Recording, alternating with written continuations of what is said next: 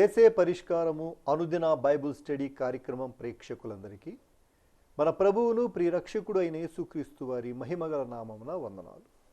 ప్రభువునందు ప్రియ దేవుని బిడ్డలారా, నేటి దినము దైవజనులు కారుపాటి శ్యాన్సాగర్ గారి ద్వారా ఎహెస్కేలు గ్రంథమును ధ్యానం చేసుకుందాము.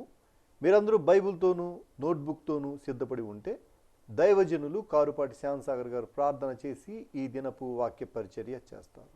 ప్రభువునందు ప్రియ దేవుని బిడ్డలారా, నేటి వాక్య ధ్యానము నిమిత్తము సహకారం ఇస్తున్న కుటుంబము కామవరపుకోట వాస్తవ్యులు పాతూరు గ్రామ నివాసితులు ఒక విశ్వాసి గారి కుటుంబం సహకారం ఇస్తున్నారు. ఇరువురు దంపతులు ఉపాధ్యాయులు. ఈ బిడ్డలను ప్రభువు వారి కుటుంబమును దీవించున్నట్లు ప్రార్థన చేద్దాం. ఈ మాసం ఈ దినం మొదటి దినం, 30 దినాలు నవంబర్ మాసం. ఈ 30 దినాలు ఎపిసోడ్ సహకారులు కావాలి. పరిచర్య సులువుగా సాగుటకు ప్రభువు సహాయం చేసేట్లు ప్రార్థన చేద్దాం. ప్రార్థించుకొని వాక్య ధ్యానానికి వెళదాం. తలలు వంచండి, ప్రార్థనలో ఏకీభవించండి. మమ్ములను మిక్కిలిగా ప్రేమిస్తున్న మా ప్రియ పరలోకపు తండ్రి, మీకు వందనాలు, స్తోత్రాలు. నేటి వాక్యోపదేశమునకు సహకారం ఇచ్చిన మీ దాసుని కుటుంబము, దాసురాలు బిడ్డలను దీవించుమని ప్రార్థన చేస్తున్నాము. నేటి వాక్య ధ్యానము మాకు దీవెనకరముగా ప్రసాదించుమని ప్రార్థిస్తున్నాము. ప్రాముఖ్యంగా ఈ దినం ఈ మాసానికి మొదటి దినం. ఈ మాసమంతా మీ కృప మాకివ్వండి. అనుదినము ఎపిసోడ్ సహకారులను పంపండి. రేపటి నుండి మాసము అంతము వరకు సహకారులు ఒక్కరునూ లేరు ప్రభు, అనుగ్రహించండి.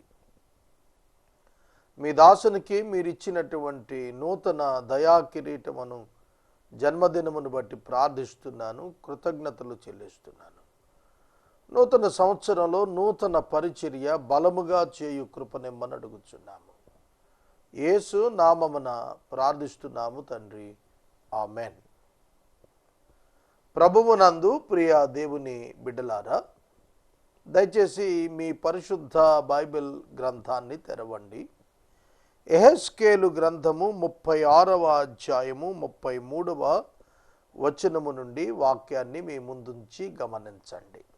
ఎహెస్కేలు గ్రంథము 36వ అధ్యాయము 33వ వచనం నుండి మనం ధ్యానిస్తాం. Restoration of the people of God. దేవుని ప్రజలు తిరిగి సమకూర్చబడుట.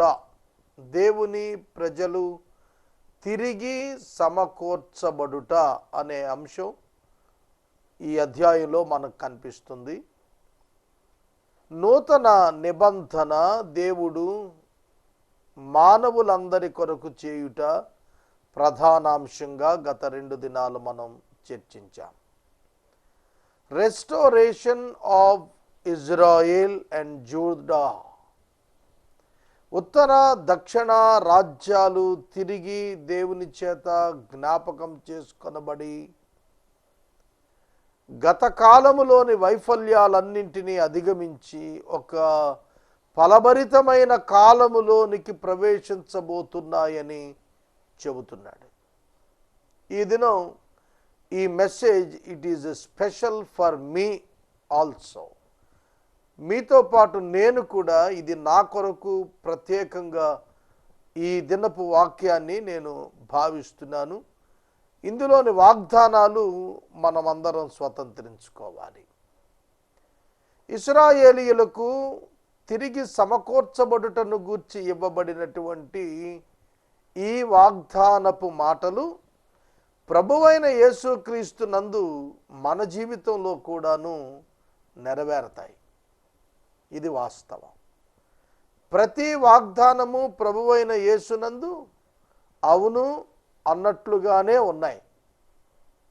ప్రభువునందు సమస్తం మనకు ఇచ్చుటకే దేవుని యొక్క సంకల్పం. ఇది విశ్వాసులు గుర్తెరగాలి. చూడండి, ఒక్క మాట చెప్పి నేను ముందుకెళ్తాను.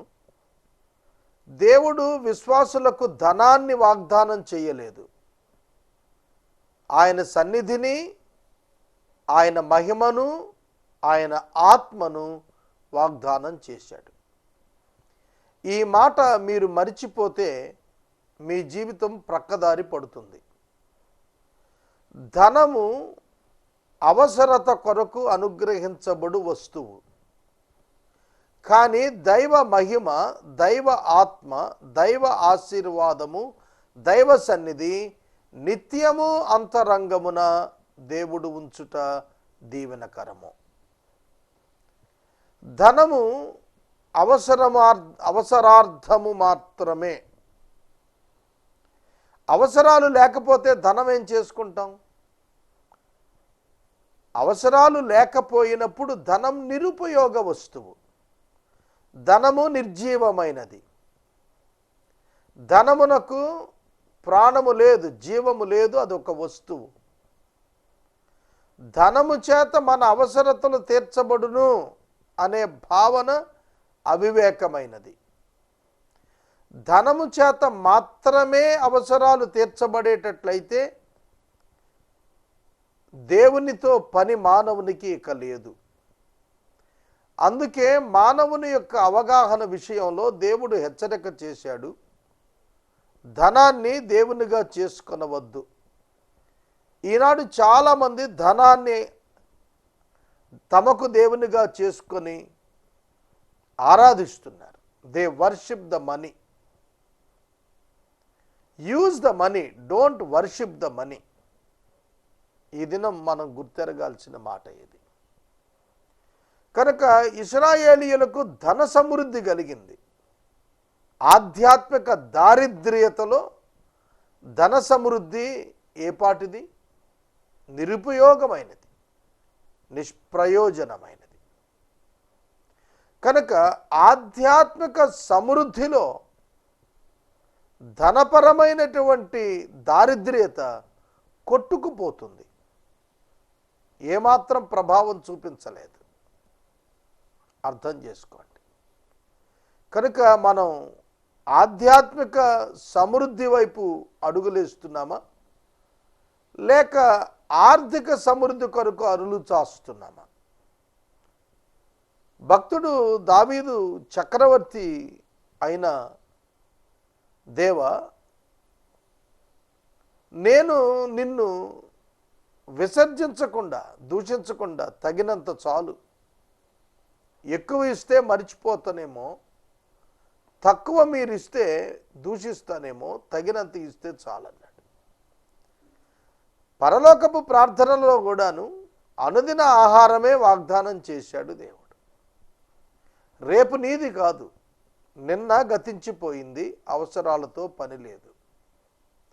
కనుక నేడు నీవు దేని కొరకు నీవు ధనాన్ని కోరుకుంటున్నావు?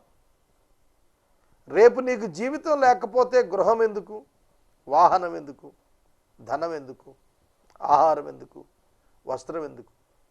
కనుక నేడు అనేది విశ్వాసి అలవర్చుకోవాలి, తృప్తి కలిగి ఉండాలి. నేడు గతిస్తే చాలు. రేపటిని గూర్చిన ఆలోచన మనలను లోకం వైపు ఆకర్షిస్తుంది. ఇదే పతనానికి కారణమైంది ఇశ్రాయేలు జనాంగానికి. ఇక 33వ వచనం దగ్గరకు మనం వెళదాం. చెరలోనికి పోయిన యూదులు తిరిగి సమకూర్చబడతారు అనేది దేవుని యొక్క ప్రవచనం. యూదా జనాంగం 3 దఫాలుగా చెరలోనికి వెళ్ళారు. చాలా షార్ట్ పీరియడ్లో 2 దఫాలు, కొంచెం ఎక్కువ గ్యాప్ ఇచ్చి 15 సంవత్సరాల గ్యాప్తో మరొక 3వ గుంపు బబులోను చెరకు వెళ్ళారు. బబులోను చెరకు వెళ్ళినటువంటి గుంపు కెబారు నదీ తీరం దగ్గర ఉన్నప్పుడు యెరూషలేములో మిగిలి ఉన్నటువంటి యూదా జనాంగమును గూర్చిన ప్రవచనాలు యెహెజ్కేలు బబులోనులో ప్రకటన చేస్తున్న సందర్భంలో దేవుడు వారిని తిరిగి జ్ఞాపకం చేసుకునే రీతిని ముందస్తుగా తెలియచేశాడు. చదువుకుందాం. మీ దోషముల వలన మీకు కలిగిన అపవిత్రతను నేను తీసేసి మీ పట్టణాలలో మిమ్మును నివసింపచేసే దినాన పాడైపోయిన స్థలములు మరల కట్టబడును. అండర్లైన్ చేసుకోండి, మరలా కట్టబడును. Thus says the Lord God, on the day that I cleanse you from all your iniquities, I will cause the cities to be inhabited, and that waste places shall be rebuilt. తిరిగి కట్టబడతాయి. And the waste places shall be rebuilt. Waste places English బైబిల్లో చాలా బాగా వ్రాశాడు. పాడైపోయిన అనే కంటే కూడా waste, నిష్ప్రయోజనమైన పట్టణములు, స్థలములు తిరిగి మరలా నిర్మించబడతాయి. ఇవాళ ఉదయాన్నే లేచి నేను ప్రార్థిస్తున్నాను, ప్రభు నా జీవితంలో నిష్ప్రయోజనమైన స్థలములు, ఏరియాస్ ఇన్ మై లైఫ్ ఏవైతే ఉన్నాయో వాటిని బాగు చేయమని అడిగాను. తెల్లవారుజామున ప్రభు పాదాలపై పడి, ప్రభు రెస్టోర్ మీ, నన్ను తిరిగి సమకూర్చయ్యా, పగిలిన పాత్రను పారవేయక సరిచేసి వాడుమయ్యా అని నేను ప్రార్థన చేశాను. సోదరుడా, సోదరి, మనమందరం పాపులమే. ప్రతి మానవుడు పాపియే. ప్రతి మానవుడు విల్ఫుల్గా, ఇష్టపూర్వకంగా ఏదో ఒక దోషములో పడుతూనే ఉన్నాడు. అపవిత్రత కలిగించుకుంటూనే ఉన్నాం. దీనిని తొలగించుటకు నజరేయుడైన యేసుక్రీస్తు వారు సిలువలో చిందించిన రక్తం మాత్రమే ఆమోదము పొందినది. God accepted the blood of Jesus Christ as the remission for our sins, as the ransom for our iniquities.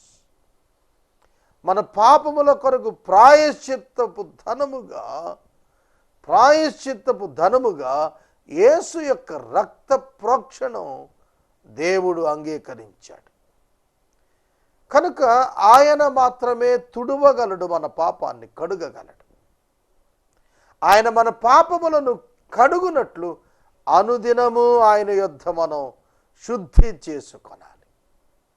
ప్రభువైన యేసుక్రీస్తు యొక్క నామమునందు విశ్వాసం ఉంచినవాడు తన పాపములన్నింటి నుంచి విడుదల పొందుతాడు. ప్రభువు యొద్దకొచ్చి పశ్చాత్తాపముతో ఒప్పుకొని వాటిని విడిచిపెట్టి మనం కనికరం పొందాలి. అలా చేసినాడు పాడైన స్థలములు మరలా నిర్మాణము చేయబడతాయి. చాలా ఏరియాస్ మన లైఫ్లో, మన జీవితంలో చాలా ఏరియాస్ నిష్ప్రయోజనంగా ఉన్నాయి. నిష్ప్రయోజనం అంటే లోకానికి అని కాదు, ప్రయోజనం అనేది దేవునికి నిష్ప్రయోజనంగా ఉన్నాయి. మన ప్రతి అడుగు దేవునికి ప్రయోజనకరమైనదిగా చేసుకోవాలి మనం. ఎందుకంటే పరలోకమున మనకు రివార్డు ఉన్నది, మనకు బహుమానం ఉన్నది. ఆ బహుమానమును పొందినట్లు భూమి మీద ప్రయోజనకరమైన ఆధ్యాత్మిక జీవితాన్ని మనం జీవించాలి. ఇది మనం ప్రార్థించుకోవాలి, ఇది మనం సంతరించుకోవాలి, ఇది మనం స్వాధీనం చేసుకోవాలి. సోదరుడా, సోదరి, ఇశ్రాయేలీయులకు భౌతికమైన పట్టణ నిర్మాణం గురించి చెప్పాడు. దానిని ఆధ్యాత్మికంగా అన్వయించుకున్నప్పుడు మన జీవితాల్లో పాడైనటువంటి విషయాలన్నీ కూడా మరలా నిర్మాణం చేయబడతాయి. మిమ్మును నేను నివసింపజేస్తాను, మిమ్మును నేను మరలా తిరిగి నా దేశమున నివసింపచేయునాడు. when our spiritual life restored back with God, దేవుని యొద్ద మరలా తిరిగి మనం బాగు చేసుకున్నప్పుడు దేవుని సన్నిధిని మనం అనుదినము అనుభవించగలుగుతాము. ఇది వాస్తవం. ఆయన తోడు, ఆయన ప్రభావం మన జీవితాల్లో మనకు అర్థం అవుతుంది. 25 సంవత్సరాలండి నేను పరిచర్యకు వచ్చి, 25 ఏండ్లలో ఆయనతో నడుచుట. కీర్తన గ్రంథం 1వ అధ్యాయం 1వ వచనం ఏం చెబుతుంది? దుష్టుల ఆలోచన చొప్పున నడువక, పాపుల మార్గమున నిలువక, అపహాసకులు కూర్చుండు చోటను కూర్చుండక. ఈ 3 విషయాల్లో జాగ్రత్తగుండి యెహోవా యొక్క ధర్మశాస్త్రమందు ఆనందిస్తూ దివారాత్రం దాన్ని ధ్యానించేవాడు ధన్యుడు. Walk according to the word of God, think according to the word of God. మన జీవితాల్లో వాక్యము చొప్పున తలంపు, వాక్యమును అనుసరించిన నడక మనకున్నప్పుడు మన పాడైన స్థలములు తిరిగి ప్రయోజనమవుతాయి, తిరిగి నిర్మాణమవుతాయి, తిరిగి ప్రయోజనమవుతాయి, తిరిగి మరలా ఉపయోగములకు వస్తాయి. ఇది మనం గుర్తెరగాల్సిన పాఠం. 34 వచ్చిన అద్భుతం. మార్గస్థుల దృష్టికి పాడుగాను నిర్జనముగాను అగుపడిన భూమి సేద్యము చేయబడును. మన జీవితం వ్యర్థంగా కనిపిస్తోందా ప్రజలకు? ఇకపై అలా కనపడదు. అది వ్యవసాయము చేయబడబోతోంది. మనకే తెలుస్తోంది మన జీవితంలో చాలా ఏరియా మనము డ్రై ల్యాండ్గా ఉండిపోయాం, ఎండిన బీడు భూమిగా ఉండిపోయాం. అవన్నీ వాక్యము చేత తడపబడి, వాక్యము చేత దున్నబడి, వాక్యము చేత సరిచేయబడి, వాక్యము చేత ఫలించే విధానములోనికి రావాలి. వస్తాయంటున్నాడు దేవుడు. మార్గస్థుల దృష్టికి, ఇతరుల దృష్టికి పాడైపోయిన, జనము లేనివిగా కనబడిన భూములు మరలా సేద్యం చేయబడతాయి, మరలా సేద్యం చేయబడతాయి. పాడైన భూమి ఏదెను వనము వలె అయ్యిందని, పాడైన భూమి ఏదేను వనము వలె అయ్యనని, పాడుగాను నిర్జనముగాను ఉన్న ఈ పట్టణములు నివాసులతో నిండి ప్రాకారము గలవాయనని జనులు చెప్పుకుందరు. ప్రకటన గ్రంథములో 2వ అధ్యాయములో ఎక్కడ మీరు అవమానము పొందితిరో అక్కడ నేను మిమ్మను నిలవబెడతాను అని అన్నాడు. కనుక ఎక్కడ మన యొక్క సాక్ష్యము సరిగా వినపడలేదో అదే స్థలమున బలమైన ఆధ్యాత్మిక సాక్ష్యము, ఆత్మ సంబంధమైన ఫలము పొందేటట్లుగా దేవుడు చేస్తానంటున్నాడు. పట్టణాలు నివాసాలతో నిండిపోవుట కాదు, మాత్రమే కాదు, ప్రాకారములు కలిగినవిగా ఉన్నాయని చెప్పుకుంటారు. ఒకప్పుడు యెరూషలేము ప్రాకారములు పడగొట్టబడ్డాయి. ఒకప్పుడు యెరూషలేము క్రీస్తు పూర్వం 586లో నగరము దహించబడి బూడిద చేయబడింది. దేవాలయము పడగొట్టబడి రాతి మీద రాయి లేకుండా అయిపోయింది. అట్లాంటి చోట మరలా దేవుడు పుష్పించు అనుభవాన్ని తీసుకొస్తున్నాడు, ఫలించు అనుభవాన్ని తీసుకుని వస్తున్నాడు. ఘనమైన స్థితికి దేవుడు పట్టణాన్ని తిరిగి తీసుకురానై ఉన్నాడు. If you rectify your spiritual life, you will receive the reward in your life. నీ జీవితాన్ని చక్కదిద్దుకొనుట నీవు ప్రారంభించు. ఈ దినాన నీ జీవితాన్ని నీవు నిర్మాణము చేసుకొనుట, ఆత్మలో నిర్మాణమగుట నీవు చూడగలుగుతావని ప్రభు పేరిట మనవి చేస్తున్నాను. ఏదేనక్కడ పాడైన స్థలం ఎక్కడ? ఏదేను ఫలించు వృక్షముల సమూహాలతో, ప్రతి విధమైన వృక్షము చేత నిండి ఉన్న పొలము, నిండి ఉన్న వనము ఏదేను. పాడైన స్థలాలకు దానికి సంబంధం లేదు. పాడైన స్థలాలు, ఎండిన స్థలాలు, మొక్కలు లేని స్థలాలు, ఫలములు లేని స్థలాలు, జనములు లేని స్థలములు నివాసములుగా, జనాన్ని కలిగిన స్థలములుగా మార్చబడుతున్నాయి. ఇదే రెస్టోరేషన్ అంటే. సోదరుడా, సోదరి, మన జీవితాలు ఇలా అవ్వాలని మనకు ఆశ లేదా? అలా అవ్వాలి అనగా యేసునొద్దకు రావాలి. అప్పుడు యెహోవానైన నేను పాడైపోయిన స్థలాలను కట్టువాడననియు, పాడైపోయిన స్థలములలో చెట్లను నాటువాడననియు మీ చుట్టూ శేషించిన అన్యజనులు తెలుసుకుంటారు. అన్యజనులు, the people who doesn't know the God, దేవుని ఎరుగని జనాంగం అన్యజనులు ఏమని తెలుసుకుంటారట? యెహోవాయే ఈ పట్టణాన్ని కట్టాడని, యెరూషలేము యెహోవాయే కట్టుచున్న వాడని అని దేవునికి స్తోత్రము గానము చేయుట మంచిదని మనము పాటలు పాడుతూ ఉంటాం. అవును, కృంగినటువంటి వారిని బలపరిచేటువంటి దేవుడు, పడిపోయిన జీవితాలను నిలబెట్టేటువంటి దేవుడు, పతనావస్థలో ఉన్న వ్యక్తులను పనికొచ్చేవారిగా చేసే దేవుడు వాగ్దానం చేస్తున్నాడు. నేను పాడైపోయిన స్థలాలను కడుతున్నవాడినని అన్యజనులు దీని వలన తెలుసుకుంటారు. దేవుని ప్రజల జీవితంలో కలుగుతున్నటువంటి పరిస్థితులు లోకం గమనిస్తోంది, గమనించి దేవుణ్ణి తెలుసుకుంటుంది. ఇది బైబిల్ చెబుతున్న చారిత్రాత్మక సత్యం, చారిత్రాత్మక సత్యం. ఈ విషయాన్ని మనం గుర్తెరుగుదాం. యెహోవానైన నేను మాట ఇచ్చి ఉన్నాను, నేను దానిని నెరవేర్చుదును. యెహోవానైన నేను మాట ఇచ్చి ఉన్నాను, నేను దానిని నెరవేర్చుదును. I am the Lord, I have spoken and I will do that. I am the Lord, I have spoken.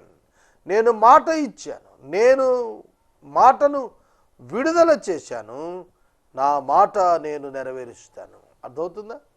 Gabriel దూత యేసు తల్లి మరియ యొద్ద చెప్పిన మాట, నేను యెహోవా వాక్కు నిష్ఫలమగుట ఎన్నడూ చూడలేదు. యెహోవా ఉద్దేశించినది నెరవేరకపోవుట నేను ఎన్నడూ చూడలేదని ఆ గొప్ప దేవదూత మరియకు సాక్ష్యం చెప్పాడు. అవునండి, దేవుడు ఉద్దేశించినది నిష్ఫలం కాదు. దేవుడు మన పట్ల కలిగి ఉన్న ప్రణాళికలు నిష్ఫలం కావు. దేవుడే పరిస్థితులను అనుకూలపరిచి, వాతావరణమును అనుకూలపరిచి ఫలితములను రాబట్టేటువంటి ప్రభువు అయి ఉన్నాడని మనం తెలుసుకోవాలి. నేను మాట ఇచ్చాను, నేను మాట నెరవేరుస్తాను. ఇది దేవుని లక్షణం. దేవుని పిల్లలు కూడా ఈ లక్షణం కలిగి ఉండాలి. మాట ఇస్తే నెరవేర్చేవారంగా ఉండాలి. అనేక సందర్భాల్లో మాట ఇచ్చి నెరవేర్చలేకపోయిన వ్యక్తిగా నేనున్నాను. ఆయా విషయాలలో నేను మాట నెరవేర్చని అంశాల విషయంలో నేను పశ్చాత్తాపడుతున్నాను. ప్రభువును క్షమాపణ కోరుతున్నాను. వాటిని సంపూర్తి చేయుటకు బలాన్ని, కృపను అడుగుతూ ఉన్నాను. నీవు కూడా మాట ఇచ్చి నెరవేర్చని విషయాలుంటే ఇప్పుడే ప్రభువును క్షమాపణ కోరి వాటిని పూర్తి చేయుటకు నీవు స్థిరమైనటువంటి నిర్ణయం కలిగి ఉండాలని ప్రభు పేట నేను మనవి చేస్తున్నాను. మన ప్రభువు అయితే మాట ఇస్తాడు, నెరవేరుస్తాడు. అయితే దాని కాలములో నెరవేరుస్తాడు. మాట ఇచ్చాడు, ఆయన కాలములో నెరవేర్చాడు. ఇది ఆయన చరిత్ర. మనము కూడా ఆయన యందు లక్ష్యం ఉంచుట నేర్చుకోవాలి. 37వ వచనాన్ని చదువుకుందాం. యెహోవా సెలవిచ్చినదేమనగా, ఇశ్రాయేలీయులకు నేను ఈలాగు చేయ విషయంలో వారిని నా యొద్ద విచారణ చేయనిత్తును. ఐ విల్ అలౌ దెమ్, నేను వారిని రాణిస్తాను.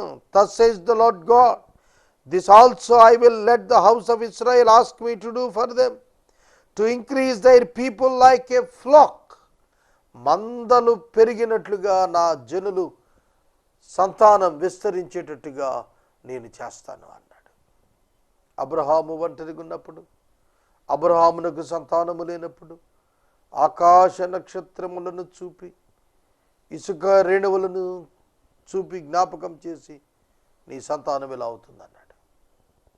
నీ సంతానం ఇలా అవుతుందన్నాడు. సోదరుడా, సోదరి, దేవుడు ఎంత గొప్పవాడు, వాగ్దానం చేశాడు. కొద్ది దినాలు మీరు టీవీని ఫాలో అవుతుంటే నిన్నటి దినం మీడియాలో భారతదేశ ప్రభుత్వం అట హ్యూమన్ రిసోర్సెస్ని ఇప్పుడు గుర్తించిందట. హ్యూమన్ రిసోర్సెస్ యొక్క ప్రయోజనాన్ని గుర్తించి హ్యూమన్ రిసోర్సెస్ డెవలప్ చేసుకోవాలి అనేది మాట్లాడుతున్నారు. చైనా దేశం గురించి అదే సందర్భంగా చెబుతూ ఇప్పటి వరకు చైనాలో 30 సంవత్సరాలుగా ఒకే బిడ్డను కలిగి ఉండాలి, రెండో బిడ్డను కనకూడదు. ఇప్పుడు దాన్ని రిలాక్స్ చేసి రెండో బిడ్డను కూడా కనొచ్చు అన్నారు. ఎందుకయ్యా అనంటే రాబోయే 20 సంవత్సరాల తర్వాత హ్యూమన్ లేబర్ తగ్గిపోతుందట. ఇప్పటికే 14% తగ్గిపోయిందట. కాబట్టి మానవ ఉత్పాదకత, మానవ వనరుల చేత పెంచాలని ప్రభుత్వం పిల్లల్ని కనండి అని ఆజ్ఞ ఇచ్చిందట. ఏమిటండి వింత? మీరు దీన్ని ఆలోచిస్తే ఎట్లా అనిపిస్తోంది అంటే మనుషుల్లో ఆ స్టేట్మెంట్ నన్ను కొంచెం బాధ పెట్టిన అంశం ఏంటంటే, రేపు రాబోయే కాలంలో కూలీలు దొరకరు కాబట్టి బిడ్డలను కనండి అని చెప్పింది ఆ ప్రభుత్వం అని ఆ వ్యాఖ్యాత చెప్పినప్పుడు నాకు చాలా బాధ అనిపించింది. మనుషులను ఆఖరికి యజమానులు ఎలా చూస్తున్నారు, ప్రభుత్వాలు ఎలా చూస్తున్నాయి? ఆ సందర్భంగా నాకు బైబిల్ గుర్తుకొచ్చింది. ఇశ్రాయేలీయులు దేవుని పరిపాలన వద్దనుకొని అన్యజనుల వలె మాకు రాజు కావాలి అన్నప్పుడు దేవుడు సౌలును వారికి రాజుగా ఇస్తూ ప్రకటింపజేశాడు సమూయేలు ద్వారా. ఏమని తెలుసా? అతడు మీతో వెట్టి చాకిరీ చేపిస్తాడు. మీరు నన్ను విసర్జించారు, మానవరాజును కోరుకున్నారు, ఇతడు మీ పిల్లలను తన రథము ముందు పరిగెత్తించుకుంటాడు, చుబుకుల చేత దండిస్తాడు, మీ పిల్లలను వెట్టి పనులు చేయించుకుంటాడు, మీ పిల్లలను లేబర్గా మారుస్తాడు. The mind of the human governments from ancient periods ఈ విధంగానే ఉన్నాయా అని నేను కొంచెం బాధపడ్డాను. జపాన్ దేశంలో మరి జనాభా లేదు, వారు ప్రపంచంలో అతి అభివృద్ధి చెందిన దేశాల్లోకి వచ్చారు. హ్యూమన్ రిసోర్సెస్ కాదు అక్కడ ఉంది, బద్ధకాన్ని వదిలించుకున్న హ్యూమన్ బీయింగ్స్ ఉన్నారు, కష్టపడి పనిచేసే హ్యూమన్ బీయింగ్స్ ఉన్నారు. ఇంటికి పోయిండ్రా బాబు సంసారం చేయండి అంటే కూడా పోవటం లేదట. జపాన్ ప్రభుత్వం కంప్లైంట్ ఇచ్చింది, ఇండ్లకు పోయి జనాభా పెంచండి అయ్యా అని. కమిట్మెంట్తో పనిచేసే వాళ్ళు ఉంటే అభివృద్ధి వస్తుంది తప్ప మోసపూరితంగా బ్రతికేటువంటి వారు ఎంతమంది భూమి మీద నిండిపోతే ప్రయోజనం కలుగుతుంది? మారు మనసుకు ప్రాధాన్యత లేకపోతే జీవితాలు నిర్వీర్యమైపోతాయి. లోకంలో మానవుల జీవితాలు ప్రమాదంలో పడతాయి. ఇది నిజమైన బోధ. దీన్ని మానవులు తెలుసుకోవటం మంచిది. తర్వాత వచ్చిన గొర్రెలు విస్తరించినట్లు నేను వారిని విస్తరింపజేస్తాను. క్రైస్తవ సంఘానికి ఇది ఒక గొప్ప ప్రామిస్. దేవుడు సంఘాన్ని విస్తరింపజేస్తాడు అనేటువంటి వాగ్దానం ఇక్కడ కనిపిస్తోంది. ఇది స్వతంత్రించుకోవటానికి మనం ప్రయత్నించాలి. నేను యెహోవానై ఉన్నానని వారు తెలుసుకునేటట్లు ప్రతిష్ఠితములకు గొర్రెలు అంత విస్తారంగాను, నియామక దినాల్లో యెరూషలేమునకు వచ్చి గొర్రెలు అంత విస్తారంగాను, వారి పట్టణములందు మనుషులు గుంపులుగా విస్తరించినట్లు నేను చేస్తాను. మనుషులు విస్తరించబోతున్నారు. గొర్రెలు ప్రతిష్ఠితములకు గొర్రెలు విస్తరించేటట్లుగా మనుషులను నేను విస్తరింపజేస్తానని పడిపోయిన యూదా జనాంగానికి, ఇశ్రాయేలు వారికి తిరిగి వాగ్దానం చేస్తున్నాడు. చరిత్ర విచారకర సంఘటన ఏమిటంటే 586లో బబులోనుకు చెరకెళ్ళి 536లో తిరిగి వెనక్కి వచ్చినటువంటి యూదులు యేసుక్రీస్తు ప్రభువు కాలానికి మరలా పాతదారిలోనే ఉన్నారు, మరలా భ్రష్టత్వంలోనికే వచ్చారు. చరిత్ర పునరావృతమైంది. కానీ కృపచూపు దేవుడు వారికి మరల వాగ్దానం చేశాడు. ఆయన రెండవ రాకడలో వారిని జ్ఞాపకం చేసుకుని ఉన్నాడు. ఈ కృపాకాలంలో మనం నివసిస్తున్నాము. మనము క్రీస్తు కొరకు ఆత్మలను సంపాదించవలెను. ప్రార్థించుకుందాం. నేటి వాక్య ధ్యానమునకు సహాయం ఇచ్చిన కుటుంబము కామవరపుకోట పాతూరు గ్రామ నివాసితులకు విశ్వాసి గారి కుటుంబం సహకరించారు. దేవుడి కుటుంబాన్ని దీవించును గాక. మనము ఇంతవరకు దైవజనులు కారుపాటి శ్యామ్ సాగర్ గారి ద్వారా యెహెజ్కేలు గ్రంథమును ధ్యానం చేసుకుందాము. ఈ కార్యక్రమం ద్వారా మీరు పొందుకొనుచున్న ఆత్మీయ మేలులు ఒక ఉత్తరం ద్వారా మాకు తెలియచేయండి. మీ ప్రార్థనా మనవులు మాకు తెలియచేస్తే ఏసే పరిష్కారం కార్యాలయంలో ఏర్పాటు చేసిన ప్రత్యేక ప్రార్థనా శిబిరంలో మీ కొరకు ప్రార్థిస్తాం. మీ కుటుంబ పక్షముగా ఒక ఎపిసోడ్ ప్రసారం చేయాలనుకున్నారు మాకు తెలియచేస్తే మా సిబ్బంది మీ గృహాలను దర్శిస్తారు. ముగింపు ప్రార్థన ఆశీర్వాదాలతో ఈ కార్యక్రమాన్ని ముగించుకుందాం. ప్రార్థన చేద్దాం. మమ్మల్ని మిక్కిలిగా ప్రేమిస్తున్న తండ్రి వందనాలు. వాక్యోపదేశమునకు సహకారం ఇచ్చిన దంపతులను కుటుంబాన్ని దీవించండి. యేసు నామమును అడుగుచున్నాం తండ్రి, ఆమేన్. తండ్రి అయిన దేవుని ప్రేమ, కుమారుడైన యేసయ్య కృప, పరిశుద్ధాత్మని యొక్క అన్యోన్య సహవాసం సదాకాలం మనకు తోడై ఉండును గాక. ఆమేన్.